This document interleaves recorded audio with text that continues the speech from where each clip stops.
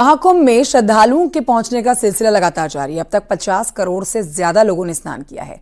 वहीं अभी भी रामनगरी में भक्तों का सैलाब देखने को मिल रहा है।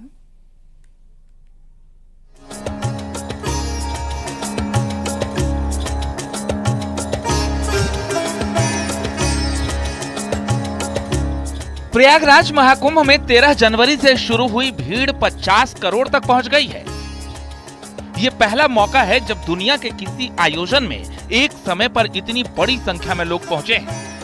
महाकुंभ में 144 साल का अद्भुत संयोग इस महापर्व में देश दुनिया के लोगों को संगम तक ले आया। महाकुंभ में 3 अमृत स्नान पर श्रद्धालुओं की संख्या ने तमाम रिकॉर्ड तोड़ दिए, तो वहीं आगे भी ये आंकड़ा बढ़ता ही चला गया। महाकुंभ में कोई भक्त साइकिल पर सवार होकर पहुंचा तो कोई बाइक से संगम स्नान करने। अखाड़ों की अद्भुत और रहस्यमयी दुनिया देखने के लिए दूर दराज से लोग पहुंचे और संगम में पवित्र स्नान किया।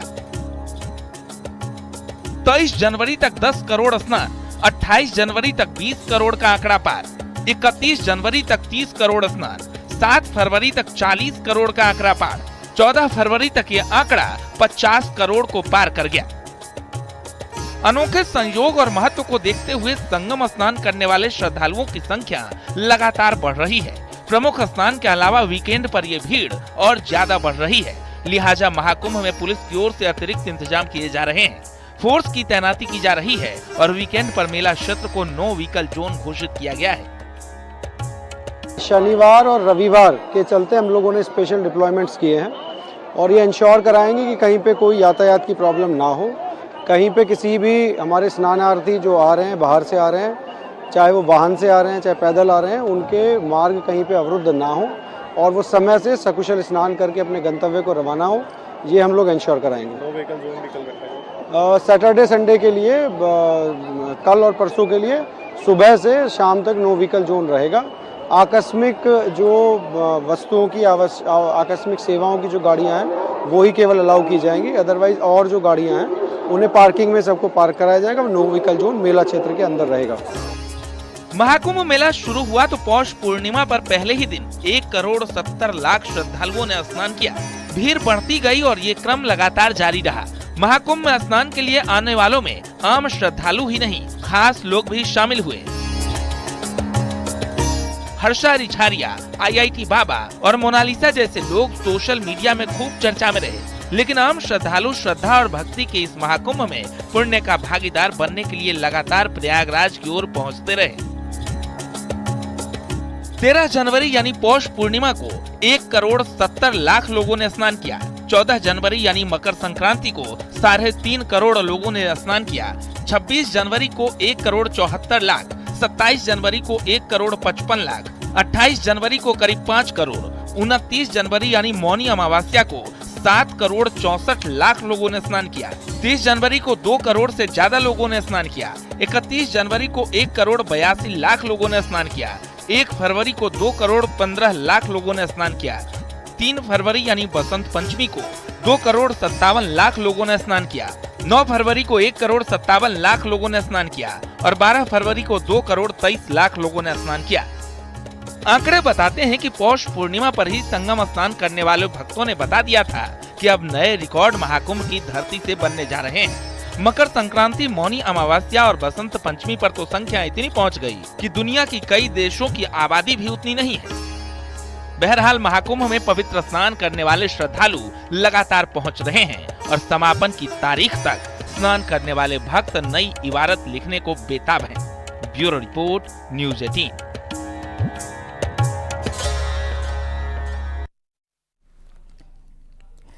महाकुंभ में श्रद्धालुओं की भीड़ लगातार दिखाई दे रही है। महाकुंभ में न सिर्फ सुरक्षा के कड़े इंतजाम है, बल्कि व्यवस्था भी चाक चौबंद है।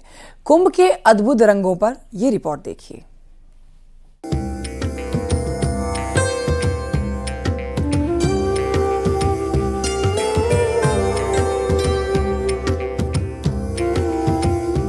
महाकुंभ में श्रद्धालुओं के आने का सिलसिला लगातार जारी है और अभी तक करीब 50 करोड़ श्रद्धालु कुंभ में पवित्र डुबकी लगा चुके हैं। इसे लेकर न सिर्फ सुरक्षा के कड़े इंतजाम है, बल्कि व्यवस्था पर भी चाक चौबंद नजर रखी जा रही है। लेकर घुड़सवार पुलिस भी देखे कैसे मुस्तैद दिख रही है। इस पूरे मेला क्षेत्र में 100 से ज्यादा घोड़ों को लगाया गया है जो क्षेत्र में पेट्रोलिंग कर रहे हैं।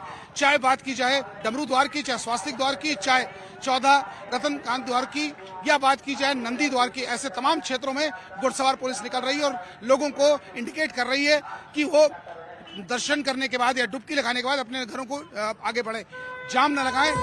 देश के कोने कोने से श्रद्धालु कुंभ में स्नान के लिए पहुंच रहे हैं। वीआईपी से लेकर आम लोग तक संगम पर स्नान कर पुण्य लाभ ले रहे हैं।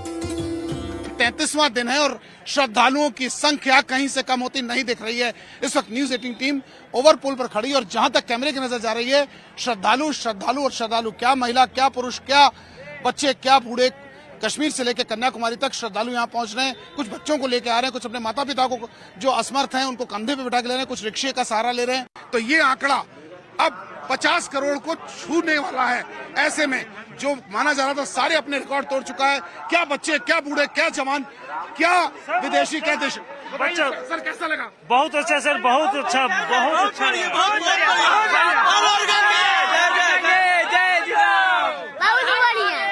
लगा क्या बढ़िया लगा? मजा आ गया। सर बिहार से कैसा लगा? बिहार से आरा जिला।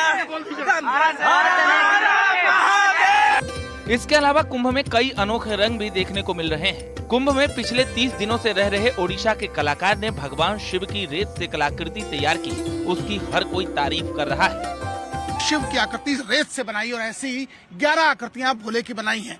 क्यों बनाई हैं, क्या कारण जानने के लिए ये मूर्तिकार हमारे साथ हैं। सर आप कहाँ से हैं और क्या बनाया? जी नमस्कार, मैं ओडिशा से हूँ। हाँ। और मेरा नाम सूर्यकांत साहू है। हाँ। जी मैं सैंड आर्टिस्ट हूँ। हाँ। और मुझे यहाँ पे अभी 30 दिन हो गया है। हाँ। आए हुए। मैं पहले आया स्नान के लिए आया था। देखा स्नान के बाद कहीं ना कहीं यहाँ का माहौल देखा, आस्था से जुड़े हुए लोगों को देखा और यहाँ पे रेट को देखा, तो उसी से मेरा मन किया कि यहाँ पे भी कुछ सैंड आर्ट करूँ, कुछ कला दिखाऊं। तो मैंने यहाँ पे फिर डिफरेंट गॉडेस का बनाना स्टार्ट किया। महादेव का मैं ज्यादातर बनाता रहता। वहीं पर्यटन विभाग ने देखो अपना देश नाम से मुहिम चलाकर श्रद्धालुओं को टूरिस्ट डेस्टिनेशन को लेकर जागरूक करने के लिए मुहिम भी चलाई गई है। सर ये हमने मैप बना रखा है, पूरा सेक्टर, जितने भी सेक्टर में डिवाइड है ये कुंभ, तो 25 सेक्टर में सारा डिवाइड है अपना। आप अभी इस टाइम सेक्टर 23 अरहल घाट पे खड़े हो। आपको अगर संगम पे नहाने जाना है तो आप यहाँ से अब इधर सीधा जाइएगा 3 किलोमीटर एबव, आप सेक्टर 24 पहुंचिएगा। उसके बाद पीपा पुल क्रॉस कीजिएगा। ये चलिए, ये इसकी जानकारी आप अपने विजिटर्स को दे रहे हैं। अगर मैं इसको इधर से करूं तो इसमें क्या है? सर जिससे भी आप इससे एक्सप्लोर में जैसे और कहीं अपने हाँ। प्रयागराज आए हैं और कहीं जाना चाह रहे हैं सर इसी क्षेत्र में, हाँ। तो सारा जिससे जा सकते हैं आप। अभी हमारा ये देखिए यहाँ से डिस्टेंस दिखाया गया, जैसे सिंगवेरपुर धाम आपका पड़ता है इधर कौशाम्बी की तरफ सर। उसके बाद फिर जाना चाह रहे हैं, वही जगह है जहाँ से भगवान राम गंगा जी के उस पार गए। जी सर बिल्कुल सर। अभी जाने के लिए जी सर, अभी ये विंध्याचल है सर, आपका डिस्टेंस 85 किलोमीटर जो कि वाराणसी रूट पे पड़ता है सर। जी सर, वहाँ पे उसके बाद फिर सर आप उसी रूट पे जा सकते हैं वाराणसी। कुंभ के अलग अलग रंग लगातार हर किसी का मन मोह रहे हैं, तो दूसरी तरफ लगातार श्रद्धालुओं के गंगा स्नान का सिलसिला जारी है। Bureau report, news 18।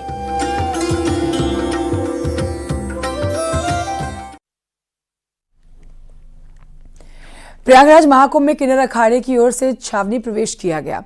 जब ये प्रवेश हुआ उस वक्त तो सब सामान्य था, लेकिन कुछ ही दिनों के भीतर विवादों का नाता किन्नर अखाड़े से जुड़ गया।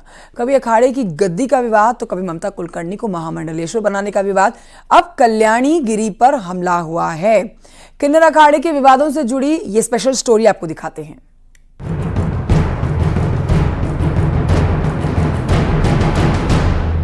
महाकुंभ में किन्नर अखाड़े का महाविवाद। कभी गद्दी की लड़ाई तो कभी वर्चस्व की जंग। ममता बनी महामंडलेश्वर तो विवाद गहराया। कल्याणगिरी पर हमले से किन्नर अखाड़े में हंगामा। महाकुंभ में किन्नर अखाड़े में महामंडलेश्वर और पदाधिकारी एक दूसरे के खिलाफ ताल ठोक रहे हैं। साल 2019 में जो अखाड़ा सबसे ज्यादा चर्चा में था, अब 2025 के महाकुंभ में सबसे ज्यादा विवादित बनता जा रहा है।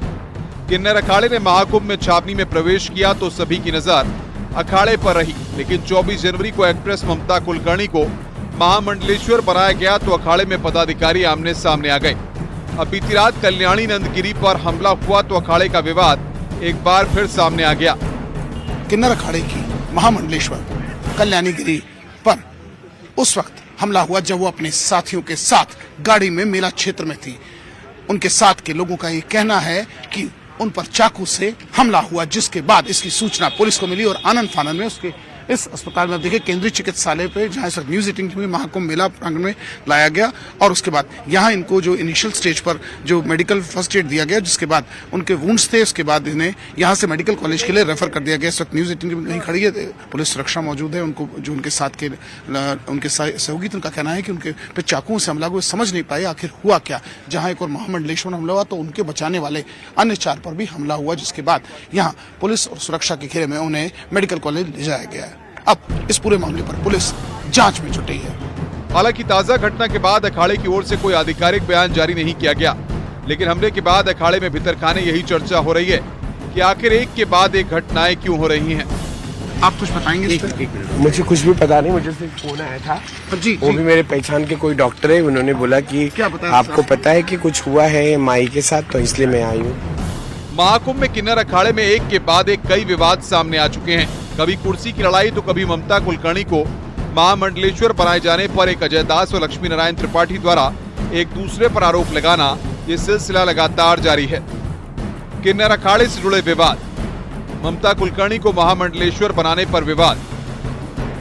अजय दास ने खुद को अखाड़े का संस्थापक बताया, लक्ष्मी नारायण त्रिपाठी और ममता कुलकर्णी को निकाला। लक्ष्मी नारायण त्रिपाठी ने अजय दास पर निशाना साधा। 9 फरवरी को हिमांगी सखी ने हमले का आरोप लगाया।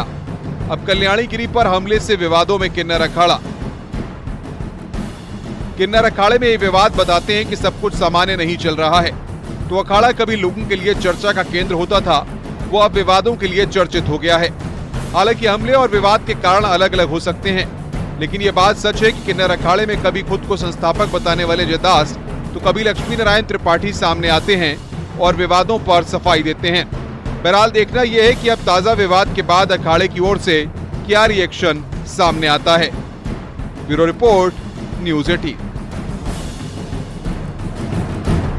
पुलिस सीसीटीवी फुटेज खंगालने में लगी है, मगर एक सप्ताह में ये 2 मामलों ने पुलिस की नींद उड़ा दी है। अब जब जांच समाप्त होगी तब जाके पता चलेगा कि क्या ये वर्चस्व की लड़ाई है या और कुछ। वीडियो अपू पाठक के साथ अमित गंजू, न्यूज 18, कुंभ, प्रयागराज।